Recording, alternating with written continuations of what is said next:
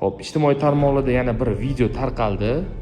Hurmatli inspektor, holat to'g'risida ma'lumot bersangiz. Ohangaron tuman hududida haydovchilarimiz tomonidan davlat raqam belgilarini buzuvchilik bilan yechib olib harakatlangan videolar tarqaldi. Ushbu videolar orqali haydovchilar shaxsiga aniqlik kiritilib, qidiruv jarayonida surishtiruv vaqtida haydovchilarimiz topildi va ularga nisbatan qonunda belgilangan tartibda ma'muriy bayonnomalar tuzib, avtoulovlari vaqtinchalik jarima maydonchasiga joylashtirildi va haydovchilarimizga bundan keyin bunday holat bo'yicha takrorlanmasligi bo'yicha tavsiyalar va suhbatlar o'tkazdik. O'zlarining fikrlarini eshitib ko'ramiz. Albatta to'y marosimi vaqtida shunaqa ishlar qilgan edik. O'zimizdan juda ham afsuslanamiz.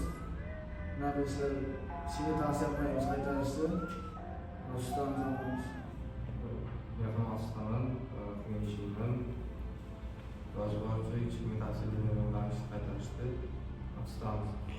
Ko'rib turganingizdek, qonun ustuvor jazo muqarrar sababli bu kabi harakatlarni amalga oshirmasliklaringizni yana bir bor so'rab qolamiz.